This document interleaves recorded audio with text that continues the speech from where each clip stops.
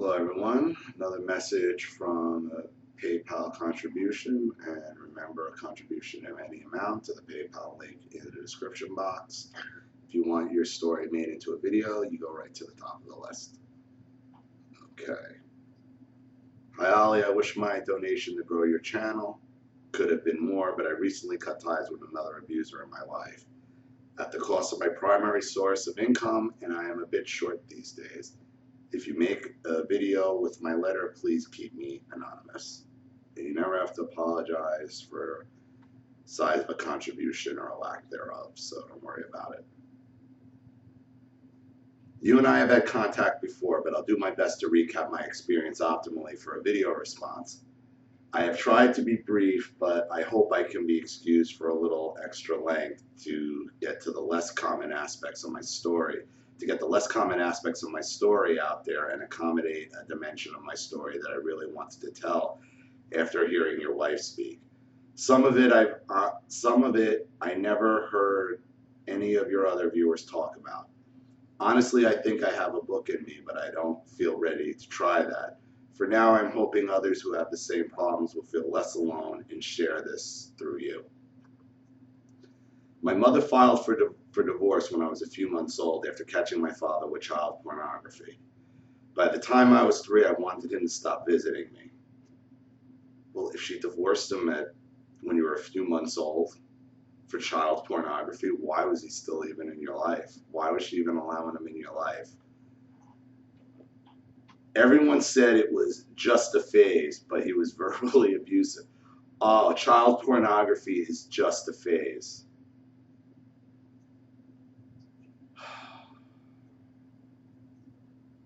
What we know about child abuse, child pornography, it's not a phase. It's a life choice, and it never goes away. He was verbally abusive, had a hair trigger rage, and threatened others with violence around me. I don't recall being physically harmed, but I remember the moment in 2nd grade when I realized he might eventually snap, and I didn't want to be there when it happened. Everyone insisted my father loved me for about a year before, but about a year before, he shoved me through a door at the end of the visitation and told my mother, I have to work 6 days a week. I don't need this on Sundays. That was pretty typical of his attitude. He considered my existence an imposition, and I knew that. I'd already known for 5 years that he was crazy, and now I realized he was unsafe, even if none of the adults around me saw it. Well, they saw the child pornography, so that should have been a pretty good clue. And if it was just a phase, then why did your mother divorce him?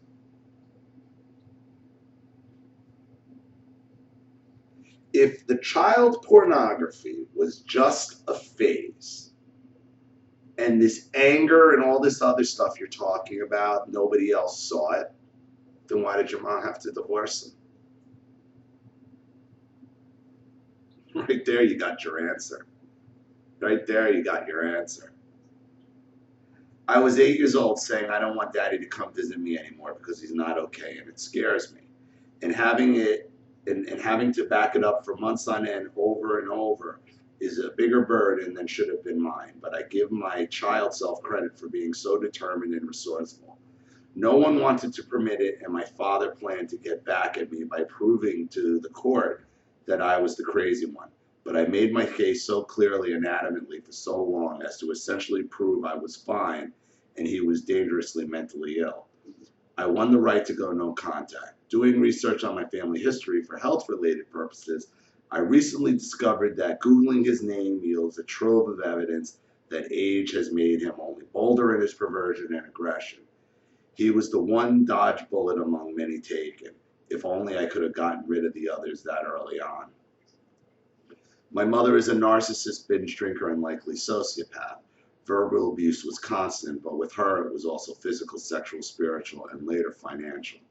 She knew I was being bullied at school and blamed it on me. By middle school, I didn't even bother telling her when kids in class had talked about raping and killing me, because she didn't want to hear it, and that's what she was grooming you to do, is to not talk about it, because she could have cared less. She picked my skin and tore my hair out because she said they were so ugly. She covertly molested me, stole from me, gaslighted me. She engaged in Munchausen's by proxy, subjecting me to 12 years of the most agonizing treatment I have ever heard of, with no anesthesia and no necessity. She found a doctor who was willing to torture a child. Sometimes I almost blacked out from the pain in exchange for a few grand. My mother left absolutely no subject untouched until fairly recently. My life was a little more than a constant parade of flashbacks because of her. By age 24, I'd already lived that way for so long, I thought the flashbacks were a normal part of memory. In addition, she seldom allowed me to leave the house except for school. Even as a teenager, I was warned that if I walked to the mall alone, I would be killed by a bus. Dating was out of the question, and most of my few friendships were conducted chiefly by telephone. I was never taught any life skills and knew almost nothing of the outside world. I assumed I was disabled in a way I could not understand, or which no one had the heart to explain to me.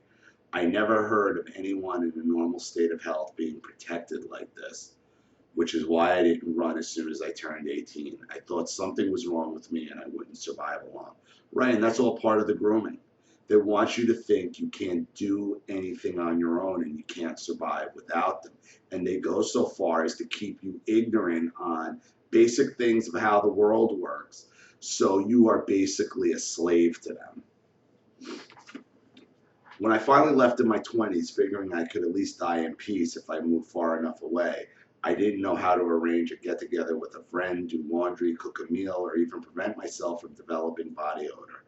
Though their struggles are even more severe than mine, I identify strongly with Jeannie, Lauren, Kavanaugh, Oksana, Malaya, and other captive feral children. I was not raised at home. I was kept like a lizard, confined, isolated on a private display for my family's sadistic amusement, with no experience of any real way of life and no intended future beyond the glass around me. And that's really it, to keep you like a pet. And not a very well kept pet either. My grandparents contributed to the death dance. We lived in their house. My mother is an apple. My grandfather was the tree from whose limb she had fallen, at whose base she festers. His abuse towards me was mostly verbal, but his relationship with my mother was like something between rival predators in the wild, an ongoing fight to determine the real alpha. I usually hid to stay out of the way when it got physical. Once when I was about 7, I thought he'd given her a concussion, and I was afraid if I didn't stop him, he would kill her. So I created a distraction by screaming from a nearby room to stop the attack. It worked. He let go of her and she was able to get away to come and see what I was screaming about. She scolded me when I told her. I let them duke it out for themselves from then on. And that's what your mother wanted. Your mother wanted to physically fight. You know, my mother's one of those. She loved to get into a physical fight, and I never saw her get injured in a fight. Never. She was a machine. She was like a Terminator. You couldn't injure her. You couldn't injure her. She felt no pain. She hit like a man. My grandmother was a codependent enabler, save for 2 boundaries she erected with my grandfather, that he did not hit or cheat on her. She gave them both total control of her life and the household. She was kind to me when my mother wasn't around, and I loved her for that, but she would respond to my freakouts about my mother's abuse, telling me, "Oh no, she lives for you." Like that took it all away, and like that would have been a good thing, even if it had been true. Yeah, she does live for you. She lives to abuse you. These abusers live to abuse you. They don't live for you, they live to abuse you. My mother disowned me in 2012 when she heard me say no for the first time in 30 plus years. She called me 2 days later, expecting me to pretend nothing had happened and to go back to being abused. But I realized I had a shot at a life of my own for the first time. Being disowned was the best gift she ever gave me, and I decided to keep it. Now she sends me weird cards and will occasionally pull some sort of stunt to bait me. But I see through it like a broken window. She will never see my face, hear my voice, or read my handwriting again. She took the first 30 plus years of my life. However, many I have however many I have left are mine to do with as I want, or at least as best I am able from a start this late and poor. You shouldn't even open anything you get from your mother. You should just return it to sender. Return the sender, return the sender. Don't even give her the satisfaction of thinking you read it or she's getting to you. Send it right back, ripped up.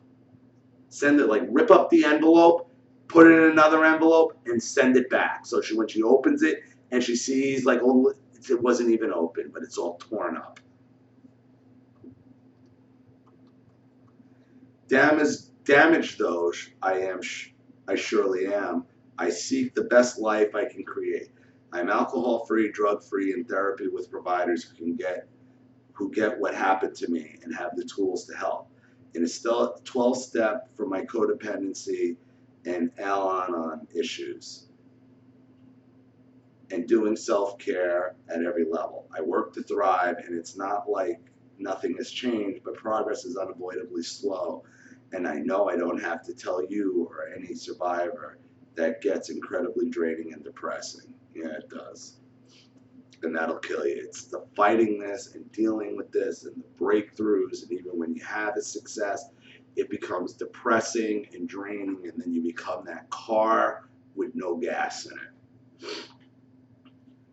Your interview with your wife caused me to want to add a paragraph or two to a draft I had previously thought was finished. I was a gifted child. There was a very little it seemed I could not learn. By junior high, my equivalency test scores were all between 10th grade and college level. I got almost all A's, and that continued through grad school, but this wasn't nurtured. First off, I went to private schools, which sounded impressive, but they were filthy, dilapidated buildings where hundreds of kids ran wild. I think parents of behavior-disordered kids sent them there expecting good old-fashioned religious education would straighten them out. But the teachers weren't prepared for kids who were hostile and potentially violent, so the lunatics ran the asylum. It was a massive waste of my childhood, sitting there being scared of my classmates and doing work several too many grade levels below my ability. Secondly, you can guess I was never really given credit. My mother in particular loved being invited to the schmarty parties, as she laughingly called them, to celebrate the awards I earned. Since after all, I'm just her mixed-use trophy and torture toy, but it was expected inside of a very short time. On the rare occasion I got a B on anything, it was a major disappointment. Of course, they're never going to miss an opportunity to abuse you or put you down. Plus, there were all sorts of crazy messages given me anyway. I was lazy and irresponsible and stupid in practical matters. Well, yeah, she didn't teach you anything. You didn't even know how to groom yourself or do laundry. So what would you know about practical matters if you weren't even raised practically? Later, I decided to leave grad school after my master's program rather than getting my doctorate. I realized I didn't really want to work in that field, so I signed up for a trade school program instead, doing something much less flashy, but which I love. When I told my family I was leaving grad school, my mother accused me of lying about having been accepted to the program, even though she'd shown the acceptance letter off to neighbors herself. Yep. When you don't do what they want, and they love calling you a liar. They love calling you a liar. And even when you have proof that you're not lying, that they're lying, they just ignore it.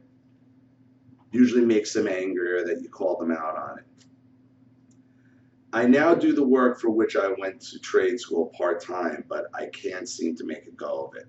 I don't respond well to setbacks, which is a problem when you're self-employed in an economic depression.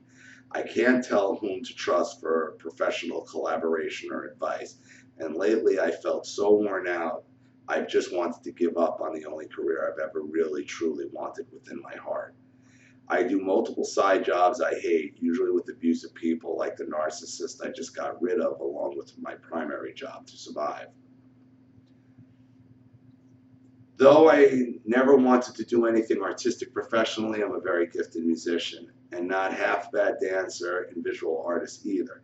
I have sung, played instruments, written music, improvised dance, and drawn all my life. I've made beautiful scale architectural models when I've had the time and the money. At first glance, you might think these abilities had been nurtured since I did take some music and dance lessons in childhood, but lessons were just more for my mother to criticize no matter how well I did. I was a music nerd when I practiced dance exercises. I looked drunk or looked drunk. You know, my wife used to hear that all the time. Oh, you look funny. You look drunk. You look this. You look that. Your art's so weird. You're this. It's all just to put you down and to keep you from getting out into the real world and to keep you under their thumb. That's all that's about.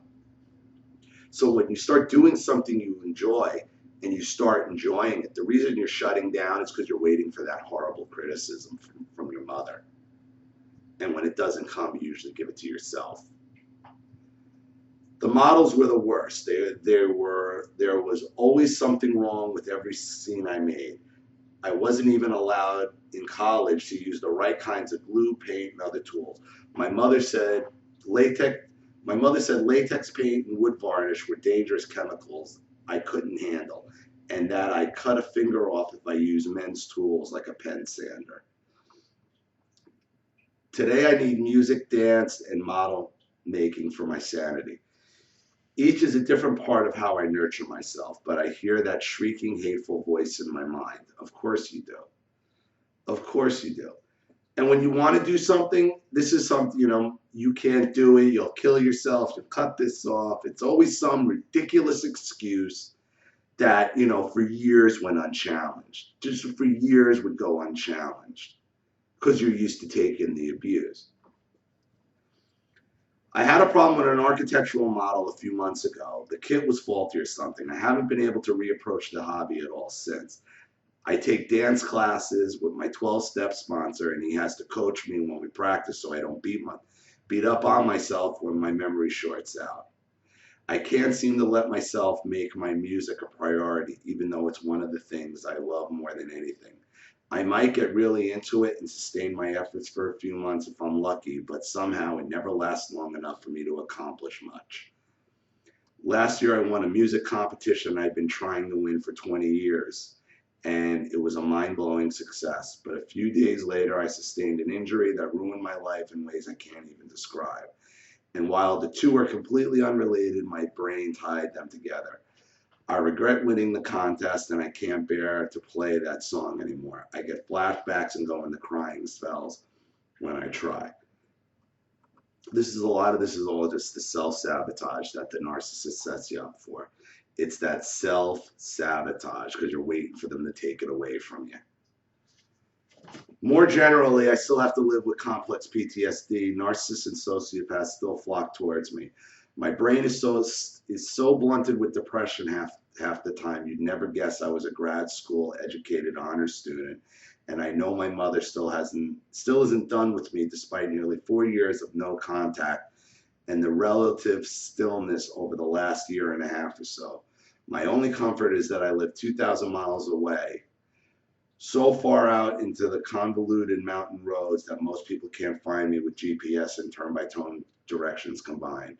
She would have to be feeling very bold to try to drop in on me. I have a question for you given my present situation. I have a hard time figuring out what is acceptable in relationships. How do I tell the difference between an abuser and a person who has his or her share of sometimes hurtful but normal flaws and failings? I sometimes get false positives in my constant mental scanning for narcissistic threats. And I don't want to throw everyone out of my life who hurts me sometimes.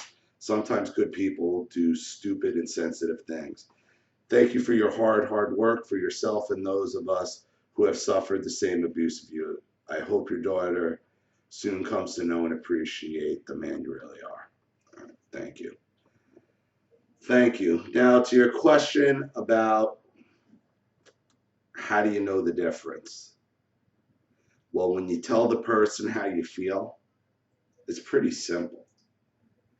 If you tell the person how you feel and why you're hurt rationally and calmly, and if the person then does the typical narcissistic traits of gaslighting and putting you down and trying to put it back on you, more than likely they're narcissists.